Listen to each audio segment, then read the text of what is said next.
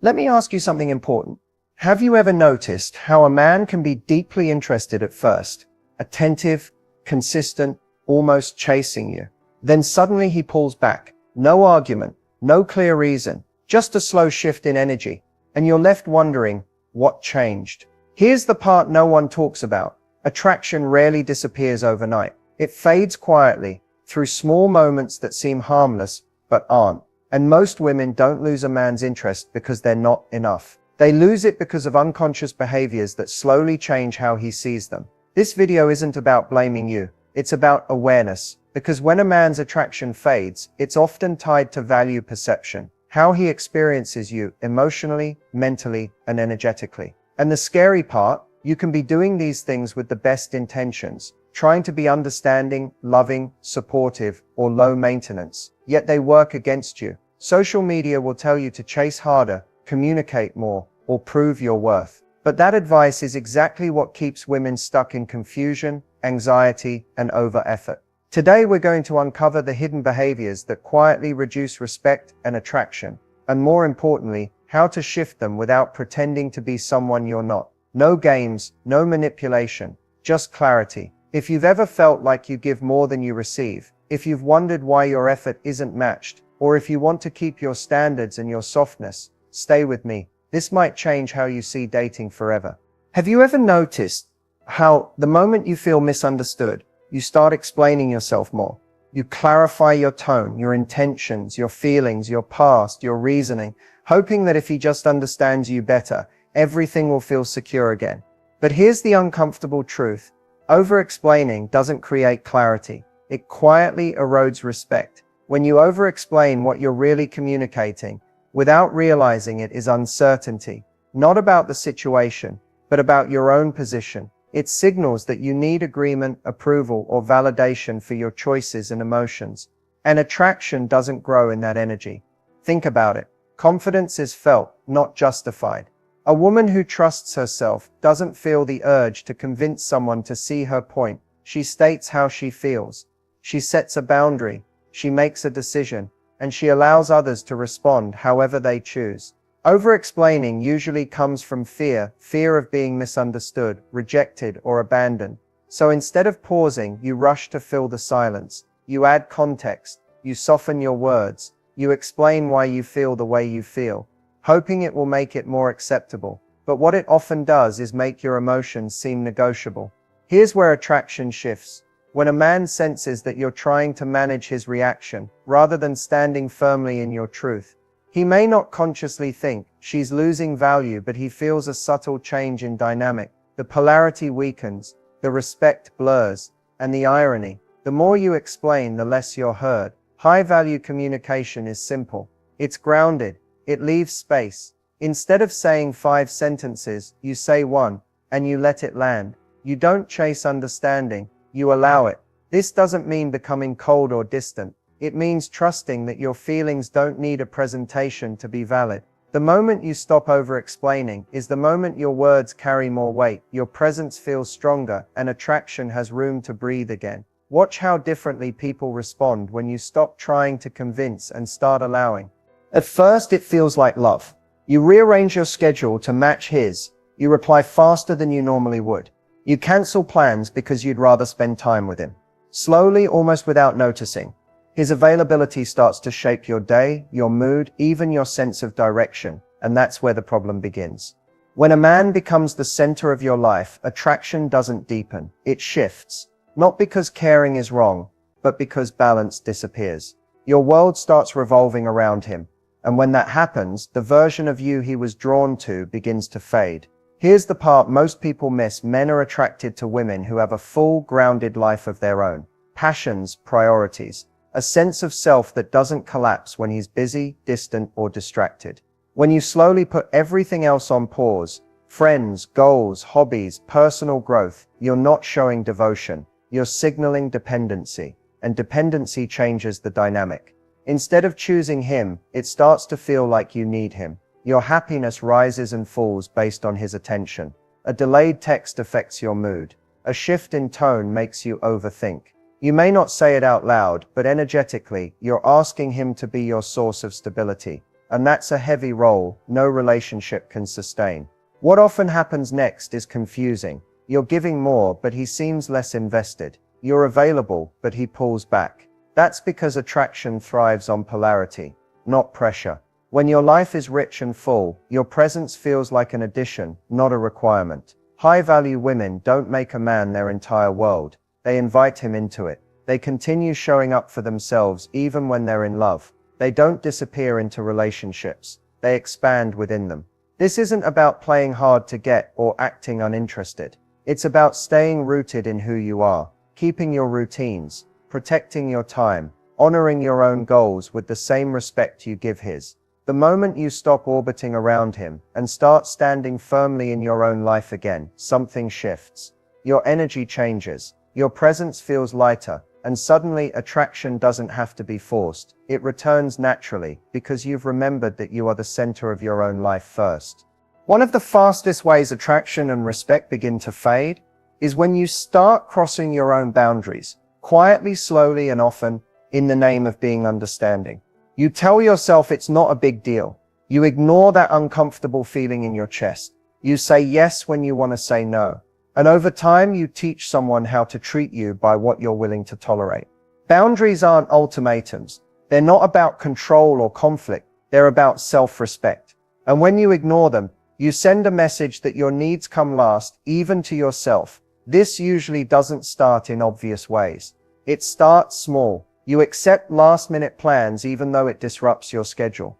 You brush off comments that didn't sit right. You stay quiet when something hurt you because you don't want to seem difficult. But every time you override your own limits, something shifts internally. You feel less grounded, less secure, less like yourself. And here's what's important to understand. People don't respect what isn't protected. When your boundaries are flexible to the point of disappearing, attraction loses its anchor. A man may not consciously think, she has no boundaries, but he feels the lack of structure. The dynamic becomes unclear. Your words carry less weight because they're not backed by consistent action. Healthy boundaries actually make relationships safer, not colder. They show emotional maturity. They communicate confidence. A woman who honors her boundaries doesn't need to explain them endlessly or defend them aggressively. She simply lives by them. Ignoring your boundaries often comes from fear. Fear of losing him, disappointing him, or creating tension. But the cost of that fear is always higher than the discomfort of honesty. Because when you abandon yourself to keep someone else comfortable, resentment quietly replaces attraction. The shift happens when you start listening to yourself again. When you pause before agreeing. When you trust that your needs are valid without needing permission. Boundaries don't push the right people away. They help the right dynamic grow. The moment you stop betraying your own limits is the moment your energy stabilizes, your confidence returns, and respect has something solid to stand on. Emotional overreaction doesn't usually look like too much emotion. It looks like emotion without pause. A text triggers you. A tone feels off. A plan changes. And suddenly you're reacting before you've had time to process what's actually happening. The message goes out. The explanation follows. Then another message. And afterward, you wish you had handled it differently. Here's the truth. Most people won't tell you. It's not emotions that reduce attraction. It's lack of emotional regulation. Feelings are human. Reactions are choices. And when reactions become impulsive, they create instability in the dynamic. Emotional overreaction often comes from anxiety, not intensity. It's the need for immediate reassurance. The urge to resolve discomfort right now. So instead of observing, you respond. Instead of grounding yourself, you look to him to regulate your emotions for you. And over time, that shifts how you're perceived. A man may start feeling like he has to walk on eggshells, not because you're expressive, but because every small moment feels charged. A delayed reply becomes a conversation. A misunderstanding turns into a spiral. Even if he cares, the emotional pressure builds. What makes this tricky is that emotional overreaction is usually fueled by good intentions. You want clarity, you want connection, you want to be honest. But honesty without self-control often turns into emotional flooding, and that overwhelms attraction. Confidence has a calm energy. It doesn't rush. It doesn't demand immediate answers. It allows space between feeling and response. When you give yourself that space, you regain power over the moment. High-value emotional energy isn't silent, it's steady. Instead of reacting in the heat of emotion, you pause. You let the feelings settle. You ask yourself whether this needs to be addressed now, or if it will lose intensity with time. Most of the time it does. When you stop reacting instantly, your words become clearer, your tone softer, and your presence more grounded. You're no longer driven by the fear of losing him. You're rooted in self-trust, and that shift is everything. Because emotional stability doesn't just protect attraction, it deepens respect, builds safety, and allows connection to grow without chaos. Overgiving rarely feels like a mistake while you're doing it. It feels like love, effort, loyalty, and being all in. You show up first, you give more time, more energy, more understanding. You anticipate his needs before he asks. You tell yourself that if you're consistent enough, patient enough, supportive enough, it will naturally come back to you. But here's the hard truth. When giving isn't met with reciprocity, it slowly drains your value in the dynamic. Overgiving creates imbalance. And imbalance changes how attraction works. Instead of two people choosing each other, the relationship quietly shifts into one person investing and the other receiving, not because he's intentionally taking advantage, but because humans respond to patterns. When you give without requiring effort in return, you teach him that your presence is guaranteed, not earned. This is where resentment begins to grow. You start noticing what you do versus what he doesn't. You feel unappreciated. You give more to compensate, hoping he'll notice. But the more you give without balance, the less space there is for him to step up. Reciprocity isn't about keeping score. It's about energy exchange. Healthy attraction thrives when both people feel valued, not when one person is constantly pouring while the other simply receives. Overgiving often comes from fear. Fear of losing him, fear of seeming selfish, fear that asking for more will push him away. But the cost of that fear is self-abandonment. You slowly disconnect from your own needs to keep the connection alive. High-value women don't give endlessly. They give intentionally. They notice whether effort is matched. They allow silence when effort isn't returned. They don't chase balance, they observe it. When you stop overgiving, something powerful happens. You create room, space for him to invest, space for him to miss you, space for effort to rise naturally. And if it doesn't, you gain clarity instead of confusion. True attraction isn't built on sacrifice, it's built on mutual choice. The moment you stop giving from depletion and start honoring balance, respect returns, and connection has a chance to become real instead of one-sided. High-value women don't think in terms of proving, convincing, or earning love. Their mindset is fundamentally different, not louder, not colder, just clearer. They move from self-trust instead of self-doubt. And that shift changes everything about how they show up in relationships. Instead of asking, "How do I make him choose me?" they ask, "Does this dynamic feel aligned with who I am?" That one question keeps them grounded. It stops them from overextending, over-explaining, or over-investing. Their focus isn't on being liked, it's on being authentic and respected. High-value women understand that attraction isn't created through effort alone. It's created through presence, through emotional stability, through a sense of self that doesn't shrink or disappear in connection. They don't rush intimacy, emotional or physical, because they don't feel pressured by timelines. They trust that what's meant to grow will grow without force. They also don't personalize everything. A man's mood, distance, or silence doesn't automatically mean something is wrong with them. They observe patterns instead of reacting to moments. This allows them to respond thoughtfully rather than emotionally, which naturally builds respect. Another key difference is how they view boundaries. High-value women don't see boundaries as something they have to enforce. They see them as a natural extension of self-respect. Because of that, they don't argue their limits or apologize for them. They simply live in alignment with them. They also understand reciprocity at a deep level. They don't give endlessly in hopes of being chosen. They allow effort to reveal interest. When effort is consistent, they lean in. When it fades, they don't chase. They step back and reassess. Most importantly, high-value women are comfortable with uncertainty. They don't panic when things aren't fully defined. They allow space for clarity to emerge. This calm confidence is magnetic because it signals emotional security. Their mindset isn't about control, it's about choice. They choose themselves without closing their heart. They remain open without abandoning their standards. And because of that balance, attraction grows naturally, not from pressure, but from presence and self-respect. Long-term respect isn't built through perfection or constant effort. It's built through consistency. How you show up over time, especially when things aren't ideal. Respect grows when your words, actions, and standards align, not when you try to be everything for someone else. One of the strongest foundations of lasting respect is emotional reliability. This doesn't mean suppressing your feelings. It means handling them with maturity. When someone knows they can have a conversation with you without chaos, defensiveness, or emotional swings, trust deepens. Calm communication creates safety, and safety strengthens attraction over time. Another key element is self-respect in action. Long-term respect forms when you honor your own values, even when it's uncomfortable. When you don't compromise your standards to avoid conflict. When you're willing to walk away from what doesn't align, instead of clinging to potential. This sends a powerful message. Your self-worth isn't dependent on being chosen. Respect also grows through mutual effort.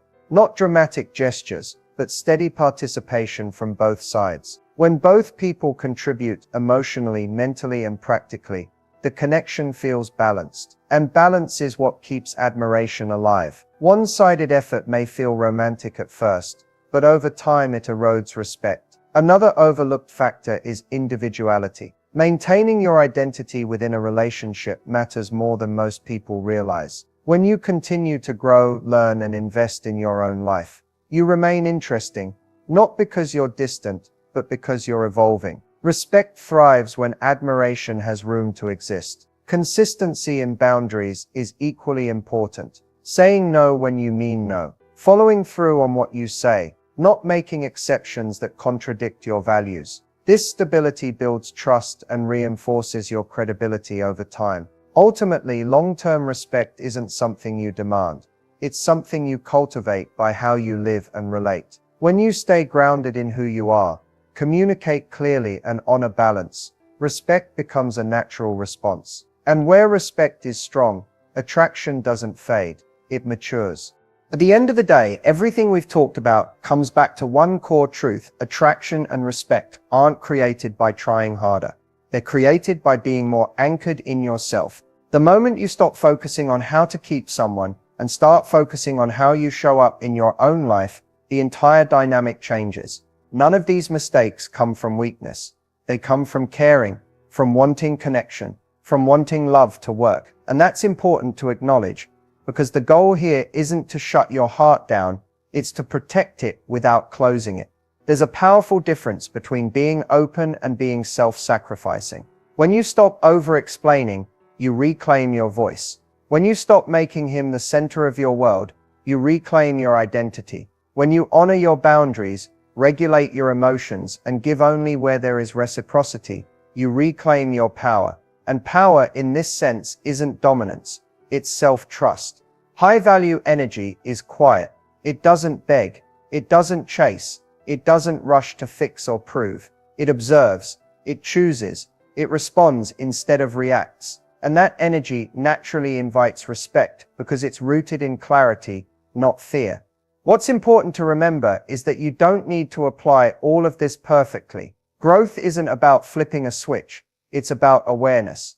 The moment you notice a pattern, you've already created space to change it. Even one small shift in how you communicate, how you give, or how you prioritize yourself can change how a relationship feels. And here's the most freeing part: when you operate from self-respect, the outcome becomes less scary. If someone steps up, you build something healthy. If they don't, you gain information instead of confusion. Either way, you don't lose yourself. Attraction that's built on anxiety is unstable. Attraction built on respect is resilient. It grows with time instead of fading under pressure. And that kind of connection only becomes possible when you stop abandoning yourself to keep someone else comfortable. So take this with you, not as rules, but as reminders. You don't need to earn love by shrinking. You don't need to be chosen at the cost of your peace. The right dynamic will never require you to betray yourself. When you choose clarity over chaos, balance over giving, and self-respect over fear, you don't just change how you're treated, you change what you're available for. And that's where everything truly begins.